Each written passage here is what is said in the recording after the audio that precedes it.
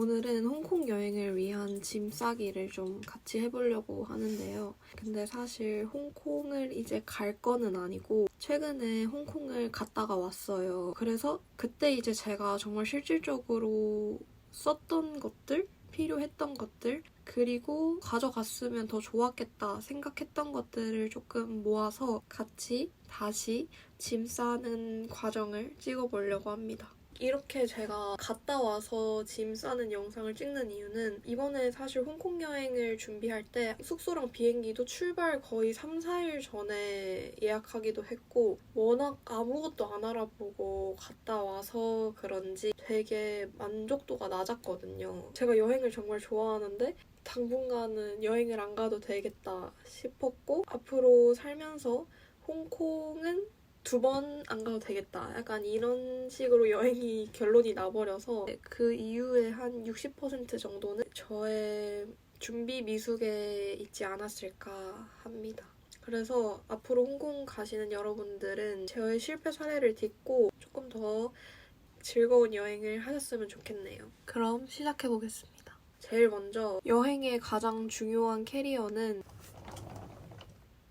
저는 이번에 코르딕스 트래브 캐리어 28인치를 가져갔습니다. 저는 이번에는 28인치 캐리어로 받았는데요. 이 캐리어에 대해서 워낙 또 가볍고 바퀴가 편한 거를 강조하시는 것 같길래 그러면 내가 가장 크고 불편한 걸로 해서 이번 여행에 한번 테스트를 해봐야겠다 해서 28인치로 받았습니다. 이제 그래서 홍콩 여행에는 28인치까지는 필요가 없으실 것 같고 24인치만 하셔도 충분히 넉넉하게 여행하실 수 있을 것 같아요. 아무튼 저는 캐리어가 커도 얼마나 편하게 여행할 수 있는지 테스트하기 위해서 28인치로 선택을 했고 갔다 왔습니다. 그리고 저는 이번에는 블랙 컬러로 선택을 했는데요. 이 모든 디테일이 색깔이 구분되지 않고 다 블랙으로 되어 있어서 너무너무 깔끔하고 예쁘더라고요.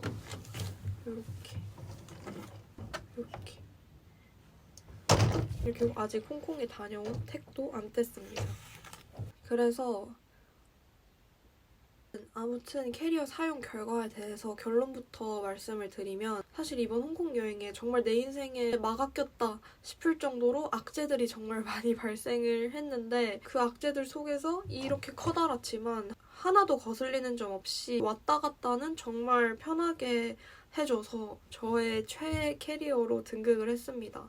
제가 이 캐리어로 정말 만족했던 점을 좀 정리해서 말씀을 드리면 먼저 이렇게 커다란데 제가 이렇게 편하게 들 수 있을 정도로 가벼워요. 28인치 캐리어인데 정말 이렇게 가벼울 수가 있나 싶을 정도로 가볍고 그리고 제가 가장 만족한 건 사실 바퀴예요. 바퀴가 정말 부드럽게 잘 굴러가고 소리도 되게 조용해요.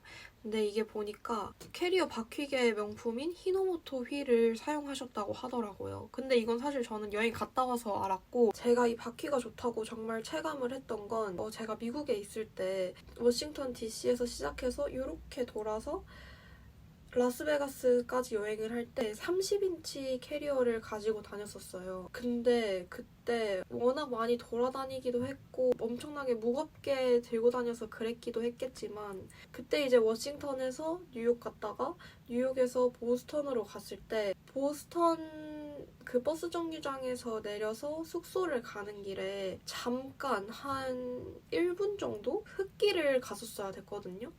그래서 이제 그때 막 엄청나게 힘겨워하면서 캐리어를 막 끄는데 그때 안 그래도 이미 많이 지쳐 있었는데 그 1분도 안 되는 비포장 도로에서 캐리어 바퀴가 터져버린 거죠. 그래서 그때는 이제 캐리어를 굴려서 다니는 게 아니라 거의 캐리어를 질질질질 끌고 여행을 했었습니다.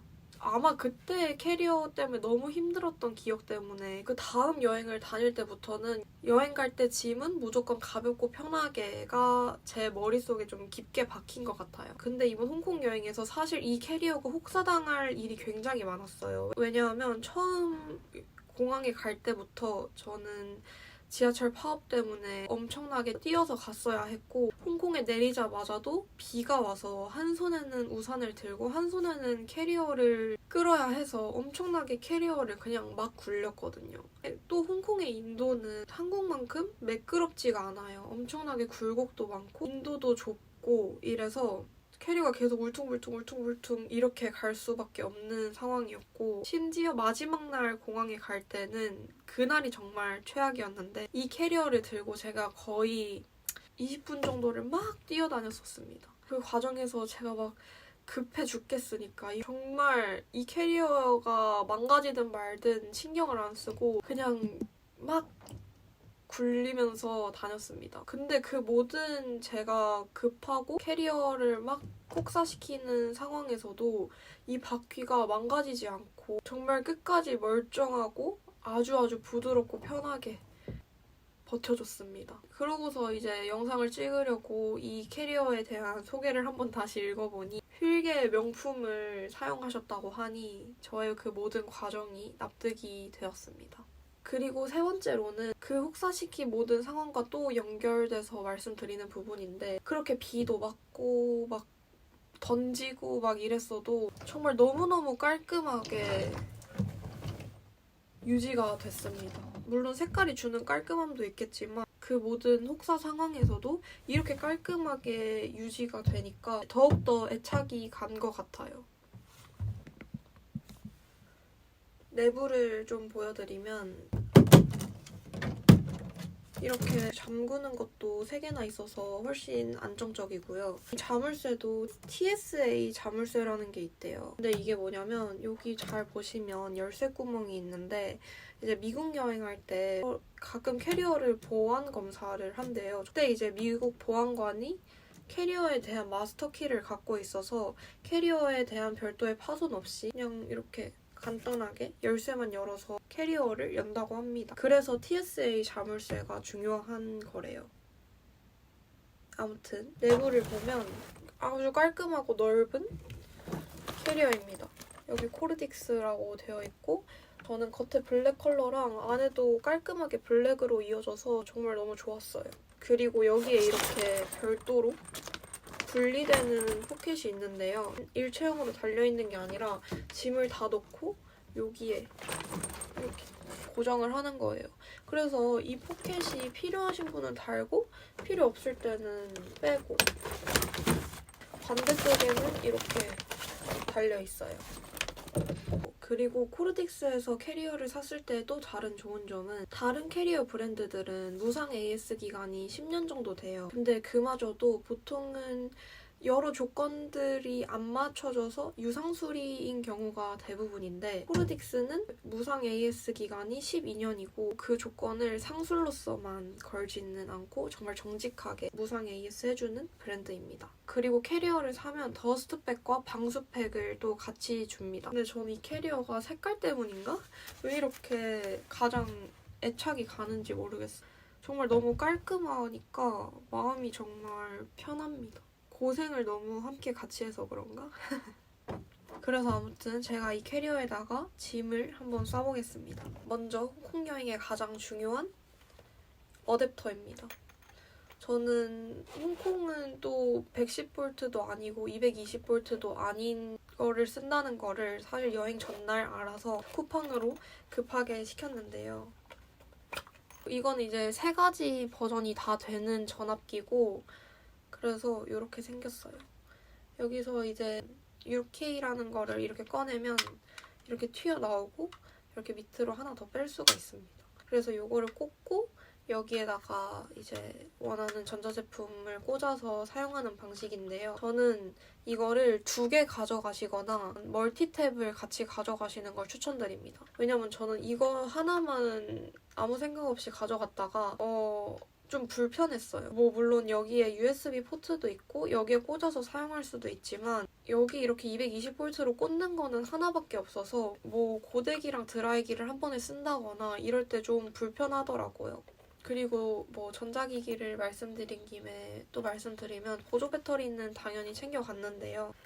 그것도 이제 이번 여행 중 악재 중 하나로 자리 잡았는데 그게 디즈니랜드 가는 마지막 날 갑자기 망가진 거예요. 그래서 제가 그날 한 6시간 정도를 핸드폰을 끄고 지냈었는데 이때의 꿀팁은 홍콩 디즈니랜드엔 배터리 구매하는 게 있더라고요. 저는 그거를 사서 사용했습니다. 근데 한국만큼 싸지는 않아요. 제가 알기로 한국은 1시간에 1,000원 정도라고 알고 있는데 거기는 제가 한 기본 5,000원에서 시작을 했었던 것 같아요. 근데 그마저도 사실 핸드폰이 꺼져 있으면 QR을 찍어서 핸드폰에 등록해서 사용하는 방식이기 때문에 사용을 할 수가 없어요. 보조 배터리도 저는 챙겨가기는 했습니다. 그리고 뭐 속옷 양말이나 화장품이나 이런 거는 스킵을 할게요. 그리고 여행에서 간편함과 가벼움을 가장 중요시하는 제가 기초 제품을 들고 다니는 방식을 좀 보여드릴 텐데 우선 이렇게 작은 것들로 들고 다니는 거는 기본이고 사실 저한테는 이것도 좀 커요. 저는 웬만하면 화장품 샘플들로 들고 다니려고 하는 편이고 클렌징 오일 같은 경우에는 뭐 여행을 짧게 간다, 뭐 1박 2일, 2박 3일 정도로만 가신다 할 때 저의 방식은 이렇게 렌즈통에 클렌징 오일을 소분하고 하루에 하나씩 사용하는 거예요. 그래서 저는 이런 기초 제품들도 사실 다른 파우치에 챙기기보다는 왜냐면 파우치도 무게가 나가는 거기 때문에 저는 그냥 이런 비닐에 넣고 다닙니다. 이게 가장 편하면서도 안전한 방법인 것 같아요. 왜냐면 천 파우치 같은 경우에는 화장품이 새거나 이럴 때 캐리어 안을 다 망쳐버릴 수가 있기 때문에 가장 좋은 방법이라고 생각을 합니다. 그래서 이런 식으로 담아서 저는 다니고 그러니까 제 말은 이런 거 있잖아요. 이런 거 들고 다니지 말라는 말이에요. 이게 무게도 꽤 무겁고 여행 짐 쌀 때 가장 많이 하는 실수가 이렇게 작은 옷들 이런 거 무게가 안 나갈 거라고 생각을 하시겠지만 이런 옷들이 생각보다 꽤 무게가 나가거든요. 그래서 저는 항상 아주 작다고 생각되는 무게도 정말 절대적으로 경계합니다. 그래서 아무튼 이거는 제 동생이 들고 다니는 파우치인데 뭐 이런 게 굉장히 정리하거나 보일 때 깔끔해 보일 수는 있겠죠? 이렇게 안에 되어 있는데 이 재질의 특성이기도 하겠지만 굉장히 무겁습니다. 그래서 저는 차라리 이거 하나 더 챙기느니 가볍게 여행을 하고 여행지에서 뭐 하나 더 사오는 선택을 할래요, 저는. 그래서 저는 또 다른 꼼수를 쓴 게 팩을 가져갑니다. 여행지에 가서는 피부 케어를 집만큼은 못하잖아요. 그래서 저는 좀 팩을 적극적으로 사용을 해요. 그러면 저는 이제 기초 제품 하나 덜고 이런 식으로 하고 있습니다. 그래서 저는 팩을 가져가는 거는 굉장히 추천하고 가져가는 것보다 더 추천하는 건 만약 그 여행지에 좋은 팩이 있다. 그러면 그냥 거기서 사서 사용하시고 오시는 거를 좀 추천을 드릴게요. 그 다음은 이제 패션 아이템들을 보여드릴게요. 먼저 저는 신발은 요거 하나를 가져갔거든요. 좀 더럽긴 한데 굉장히 저와 함께 홍콩에서 고생을 많이 한 신발입니다. 이게 원래 야외에서 신는 신발은 아니고 복싱화예요. 그래서 원래는 밑창 보강도 해야 되고 이런데 제가 미루다가 그냥 가서 신었습니다. 근데 홍콩이랑 저는 되게 잘 어울린다고 생각을 해서 사진은 좀 예쁘게 나오고 이래서 굉장히 만족스러웠는데 이게 아무래도 야외에서 신는 신발이 아니었다 보니 비가 오니까 신발이 다 젖고 양말도 다 젖고 그리고 제가 홍콩에서 진짜 많이 걸어 다녔어요. 그러니까 한 둘째 날 밤부터는 발이 정말 깨질 듯이 아팠고 이제 거의 마지막 날에는 제대로 걷지를 못했어요. 그래서 만약에 이 신발을 가져가고 싶으신 분들은 스페어 신발을 하나 더 챙기시는 게 좋을 것 같아요. 근데 왜냐면 이 신발은 예쁜데 밑창 보강을 하더라도 제가 볼 때는 그렇게 발을 편하게 신을 수 있는 신발은 아니라서 스페어 신발을 하나 챙겨가시기를 바랄게요. 근데 아무튼 저는 정말 예뻐서 홍콩 여행에는 정말 잘 어울렸다라고 생각을 합니다. 그리고 스페어 신발을 가져가실 분들은 이거를 캐리어에 가져가세요. 왜냐면은 이게 굉장히 가볍습니다. 그리고 제가 가방은 이번에 2개를 가져갔는데 이 스탠드 오일 가방은 제가 왓츠인마이백에서 소개를 했으니까 가볍게 넘어가고요. 요 3타임즈 아콘 백팩을 가져갔어요. 저는 여행할 때 무조건 많이 들어가고 작은 가방을 선호하는 사람이기 때문에 그냥 이거는 여행하기에 딱 적당한 크기였던 것 같아요. 이렇게 2가지를 가져갔습니다. 그리고 제가 왓츠인마이백에서도 소개를 했던 여행시 저의 꿀템.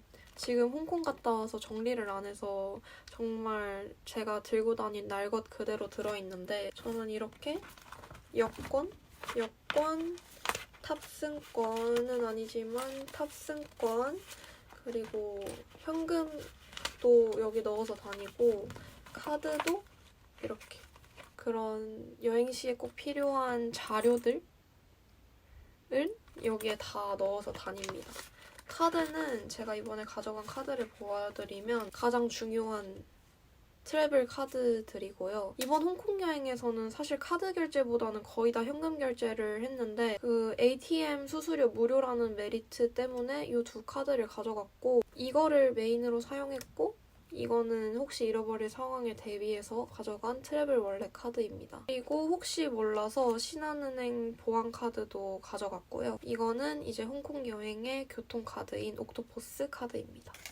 그래서 이렇게 해서 여행 내내 아주 잘 들고 다녔어요. 옷을 좀 보여드리면 옷은 사실 제가 홍콩에 대한 그 더운 나라라는 환상이 있어서 날씨를 알아보지도 않고 무작정 여름옷만 잔뜩 챙겨갔었거든요. 그리고 혹시 몰라서 추울까봐 가져간 그 옷들만 입고 다닐 수 있었습니다. 11월에 홍콩은 정말 그냥 가을 날씨라고 생각을 해주시면 되고 심지어 전 비가 계속 와가지고 추웠어요. 해를 본 날이 마지막 날 잠깐 있었습니다. 그리고 저는 무거운 옷은 입고 가자 이런 생각이 있어서 갈 때는 요 글로니 진에 무조건 저는 반팔티는 한두 개씩 챙기거든요. 편한 반팔티, 요 아미 후드 집업을 입고 갔습니다. 제가 가져간 것 중에 후드티랑 청바지가 가장 무거운 거였기 때문에 이렇게 입고 갔어요. 그리고 2번째 착장은 트위 배색 니트와 글로니 블랙 청치마입니다. 뭔가 이런 깔끔한 블랙 착장이 홍콩이랑 잘 어울릴 것 같아서 가져갔는데 정말 제가 만족한 착장입니다. 그 다음은 하의는 그대로 활용을 하고 이렇게 홀터넥 탑에 가디건이 세트인 옷이에요. 이거는 제가 마카오 갈 때 입었어요.